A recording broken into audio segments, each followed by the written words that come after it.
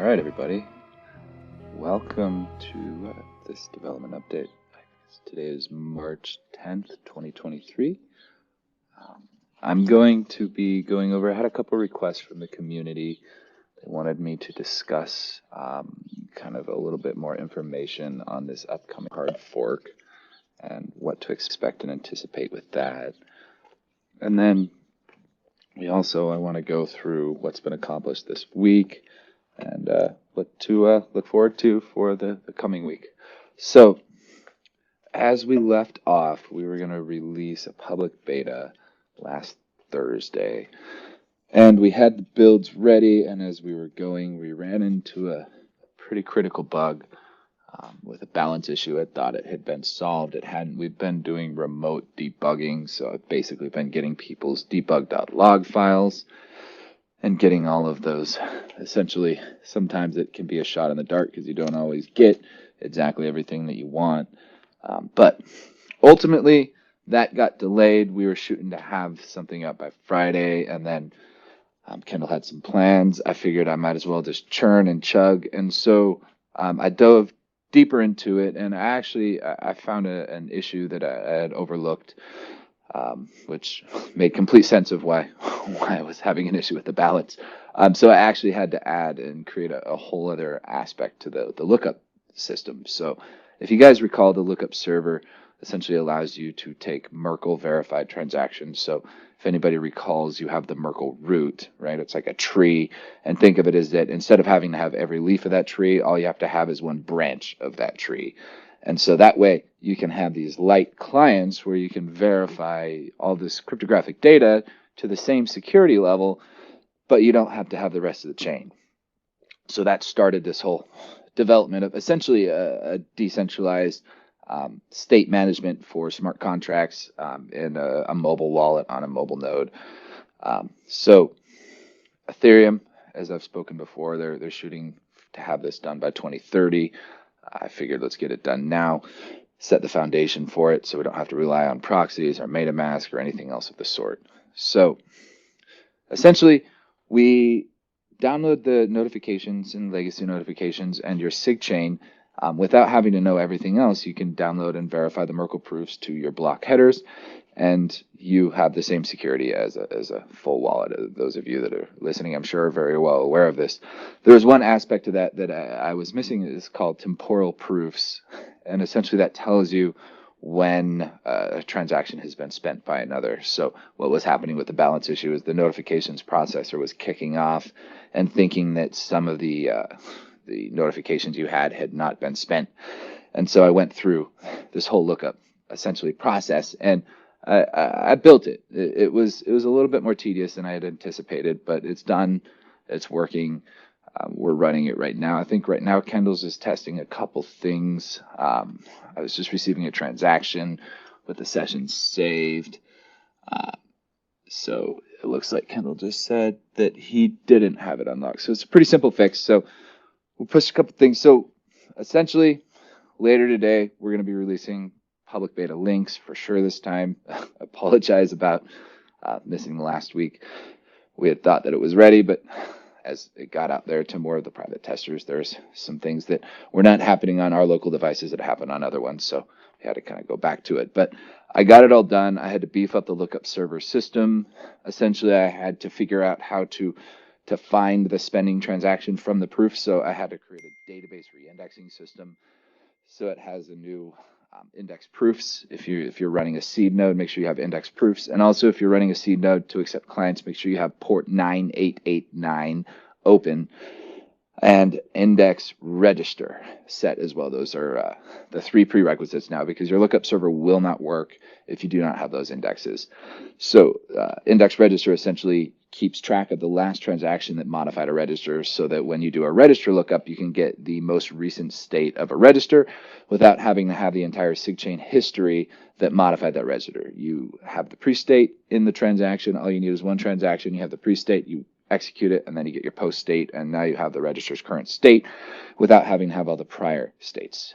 And that's one really cool architectural advantage of the signature chains and everything. Developing this client mode really in my opinion anyway, really shined, I guess, a lot of that architecture of how it's all essentially self-sustaining or self-sufficient. All you need is one transaction object with a Merkle branch connecting to a block header. And voila, you've got register states, you've got smart contracts, you can go from that point forward, or you can have other pieces of the history in the past, but it doesn't really matter because all you need is that one. So register lookup, the dependent lookups, and then proof lookups. And then while I was at it, I wanted to add a little bit extra since I was already in there building all these indexing systems and we're already indexing using index proofs. I figured might as well get it. So I've actually been coding all night, getting this done, getting it wrapped up, polishing all of that. The prior weeks I'd been working, focused more on finishing up the new APIs. I got kind of torn into it this last week, just focusing entirely on the mobile wallet. So that's really it's really polished. Now, the bug that we just had a few minutes ago was a front-end bug, which is, means that the work I've did seems to be working. So the additional thing that I added into the temporal proof indexes is contracts. So when you do a decentralized exchange, you're essentially invoking a primitive operation called op-validate. And that is invoking a conditional contract that evaluates to true, and then that allows you to claim or credit that specific transaction. And that's the basis of how decentralized exchange works for the marketplace. So there is another type of temporal proof. It's essentially tying a contract executed to a specific caller ID or Genesis ID that essentially designates that person to be the one that fulfilled that contract, so they're the one that's able to credit that. And so that being the basis of the markets, I wanted to develop the indexing, or at least foundational indexing support for the peer-to-peer markets. This specific wallet release, this mobile wallet release, does not have the markets built into it, but the indexing system and our whole infrastructure now has that ready as far as getting contract proofs. So that means you'll be able to list orders and see orders and know what orders have been fulfilled by other people, because when you only have your state, you only know what you've done. So if someone else snags an order, you won't know it if you're not able to look that up, but you can't just go talk to a node and say, hey, did this event happen? Because that node could be malicious. So you need to do all of the cryptographic verification to make sure that that piece of data is legitimate. And that's what I've really been in the grinder getting accomplished over the last few days, is the temporal proofs and the contract proof indexing system, so that essentially you just make a quick lookup, and then I created a reverse index from the actual spending proofs to the spending transactions. So all you have to do is know the actual proof index, and that will give you the transaction that spent it, which then you just create a Merkle transaction and send that over the wire. And then you verify that Merkle branch happened in a block, and then you write the proofs, and voila, it works. It's beautiful. It works really well right now. I want to add one more additional feature, probably not on this one, where if you have a transaction right now, if somebody debits to you, it requires one confirmation before you can credit it, but you don't get notified of it until that one confirmation. So not on this release, but future releases, I want to have, as soon as that transaction's fired out and it's in the memory pool and you've received that, you'll be able to know that that came in and fire off a notification. So that's one more little fine tuning that we have to do. But developing the contract temporal proofs was important as well, because if somebody executes another market order, you need to know that that happened so that you don't try to execute that order yourself, or you need to know the orders of other people in a specific market, the ones that are available and the ones that have been executed, and also your own individual orders and your own even invoices. Use op-validate, for instance. So it's all set up right now, indexing wise, for the peer-to-peer markets. Ideally, I would like to see, this is just a hypothetical idea. Maybe some of you guys want to get to building, I don't know. Interactions is working on a Nexus market cap.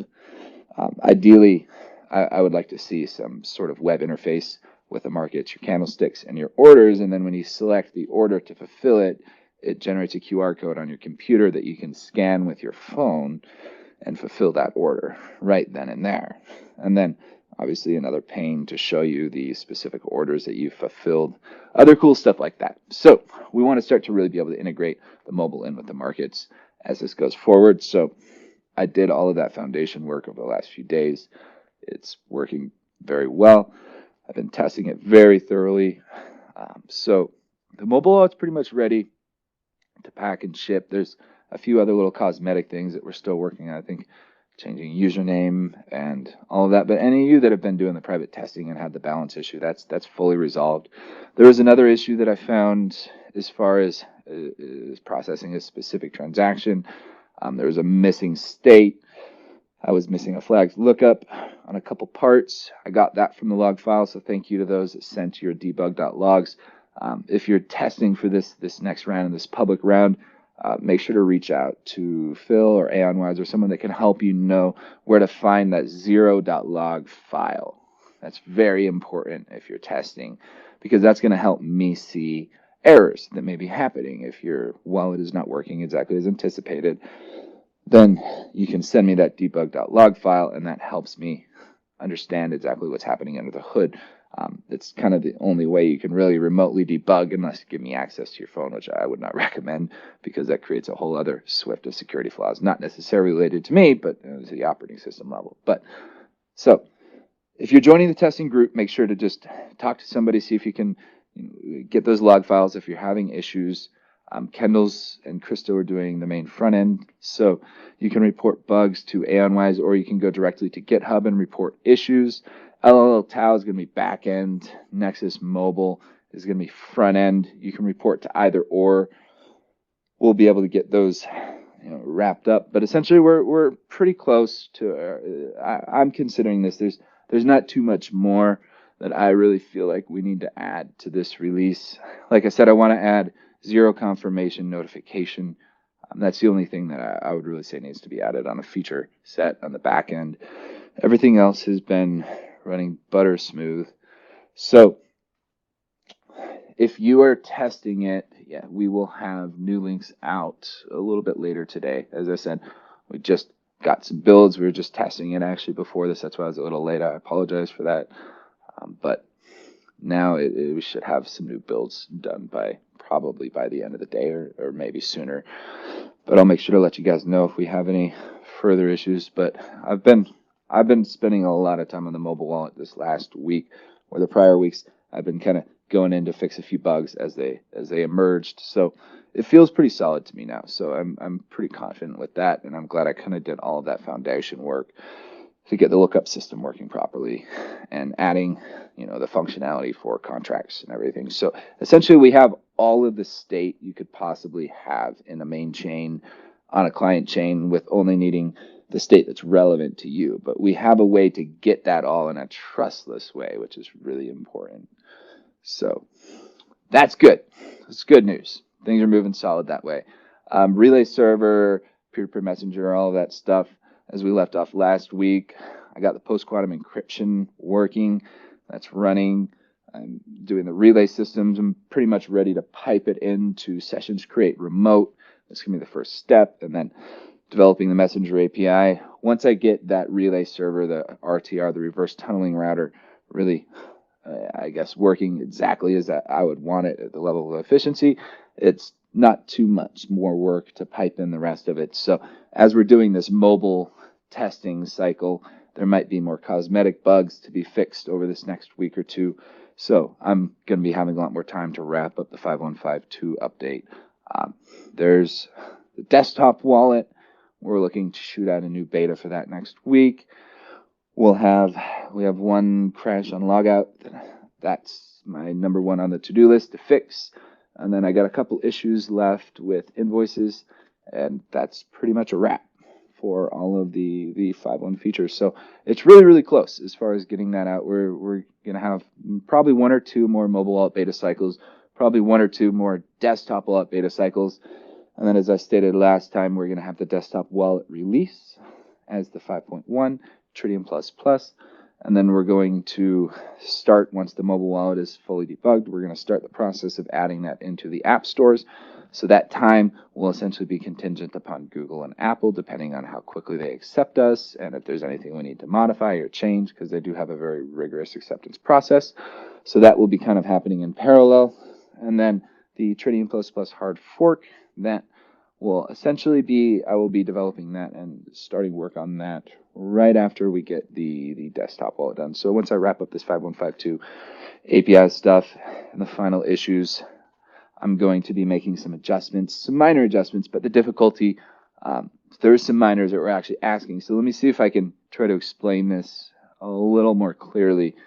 So with Bitcoin, there's a certain amount of Bitcoin produced per block, and the difficulty algorithm regulates the speed of the blocks. So if you get a lot of mining power on the network, the block time could go to 7 minutes or 8 minutes on average, which generally it's a little bit lower than 10 because it's usually always increasing.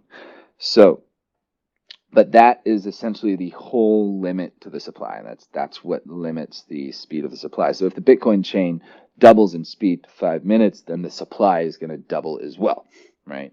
The mining deflation, which I'm calling it deflation because it's deflationary. It's still an increase, but the currency itself is deflationary. So anyhow, with Nexus, I designed it a little bit differently, well, actually a lot differently.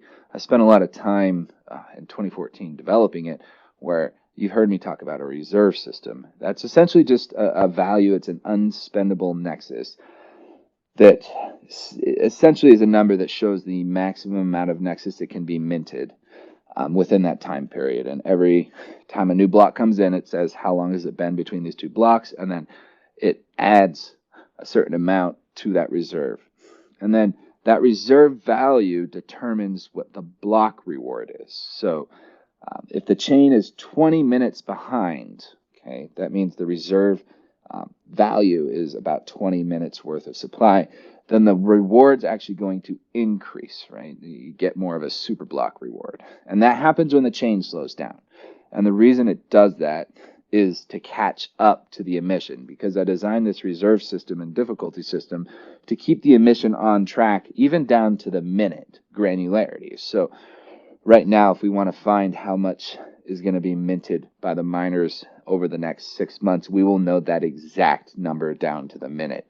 And I designed that reserve system so we could have predictable supply. And also, back in the days, if anybody recalls, there was things called multi-pools, where essentially someone can come on and mine your chain with a lot of hash power and pop off a lot of blocks and essentially inflate your currency way faster than it was meant to until the difficulty adjusts, and then they jump off and then they dump it and rinse and repeat. And multi-pools, essentially would seek the most profitable pool, and those destroyed coins from day one. They are just coin destroyers. So I developed this reserve system.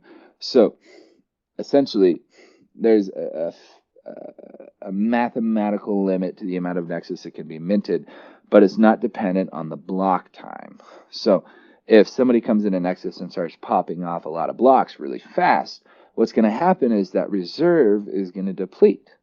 And let's say it's at a 20-minute behind, it's going to be a larger reward, and then it gets to 10 minutes behind, then it's going to be a reduced reward value. I think it's 2.5 minutes and 10 minutes worth, the reward value for the block reward. And then when you get below that 2-minute threshold, then you get fractional reserves. So if anybody looks at the very first blocks ever mined on Nexus, when the difficulty was just starting to come up and was very low, a lot of those block rewards are actually 0.23 Nexus, 0.5 Nexus, 1.3 Nexus, and then you'll see it start to slowly increase 2 Nexus, 3.5.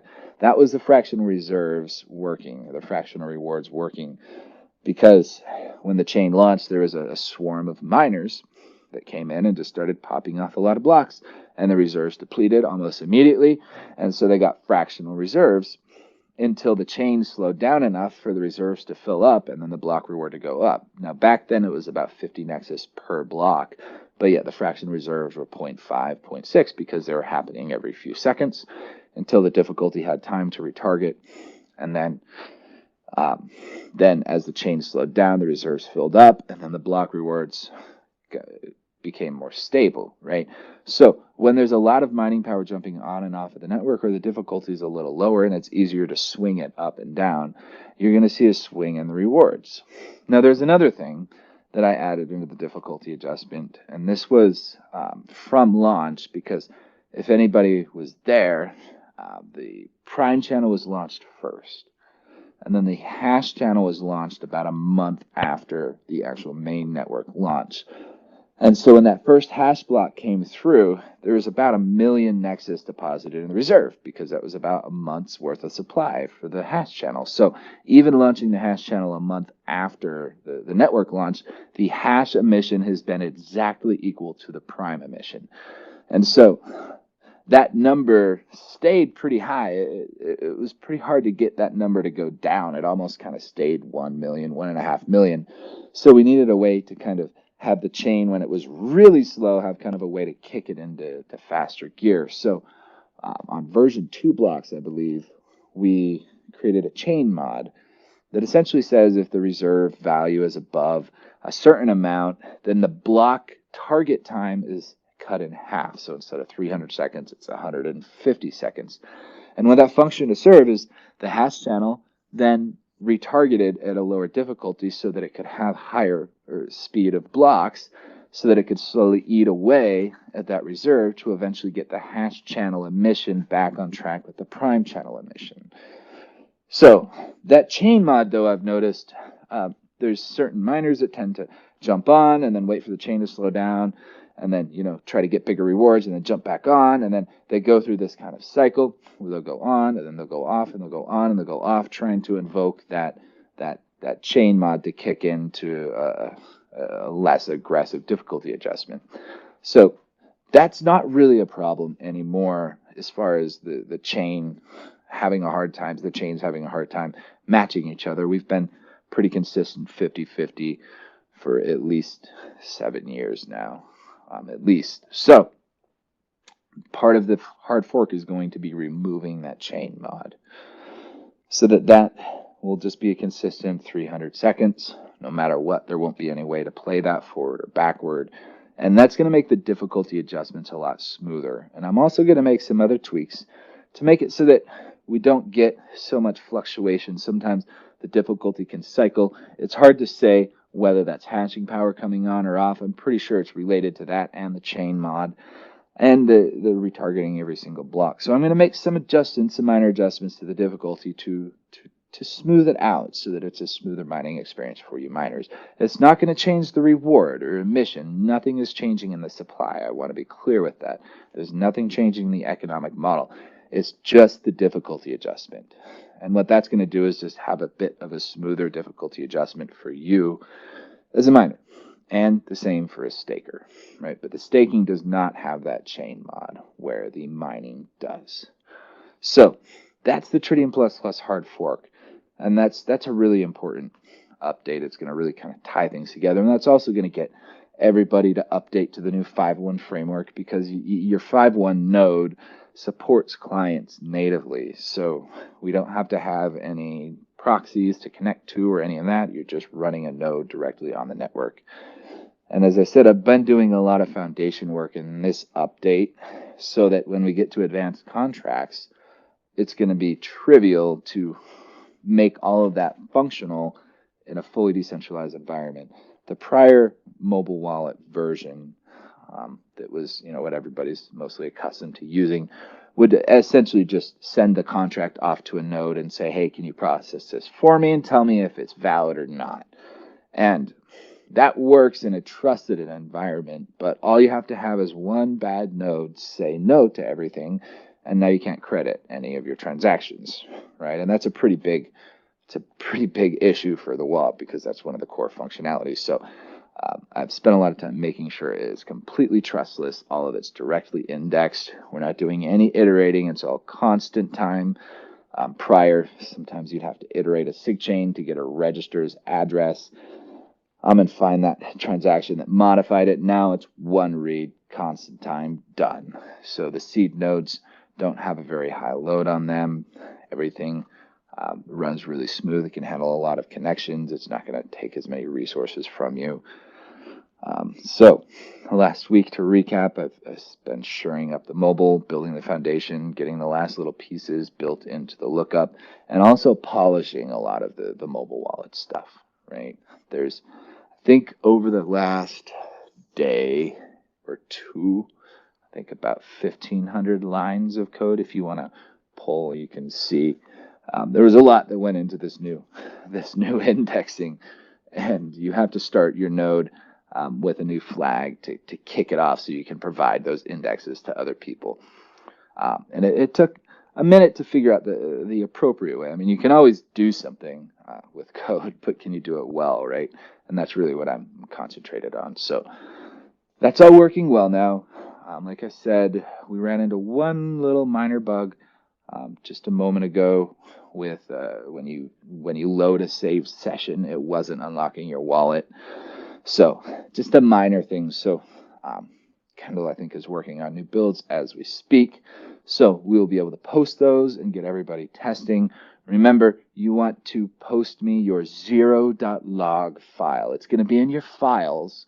If you're on iOS, there's an app called Files, and then there's a folder in there called Nexus, right? Make sure you're not on iCloud. You need to make sure you're on my device, and then open the folder called Nexus, and then in there you'll see another folder called Client, and then from there you'll see Log, and then you want to take that top one called 0.log and pass that to me if you run into any bugs or issues or things that you think are of concern. And then that will help me start to understand. So if you have transaction history that's a little messed up, or if you have balance issues, things such as that, 0.log file is my friend. That is how I remotely debug. Different devices have different things, different nuances. This is why we do public testing, to make sure that we've tested it on as many different devices as possible, because there's a lot, nothing's completely standardized when it comes to operating systems. So when you're writing cross-platform software, you need to account for all of these different nuances, especially something that's actually running an embedded node, which I want to, take a moment to also, give some props to Kendall, because he spent a good year figuring out how to get that to compile as a framework on iOS. Essentially, our app is running React Native, but then we compiled the LLTAO, the Tritium protocol, as a framework and embedded it into that. And so we're able to actually run the full Nexus software on your mobile device, which has not been done before as far as we're aware. So that was a really, really big step for Kendall. But now there's all these different nuances. I'm also diving in once I finish all of this stuff with the, as I said, I'm shifting gears into the API work this next week while we're doing the mobile wallet bug fix. I'm not going to have as in-depth of stuff, so I'll just little things here and there. But I want to, I just had a brain fart. Anyway, I want to get this essentially where it's smooth, it's flawless, it takes no energy.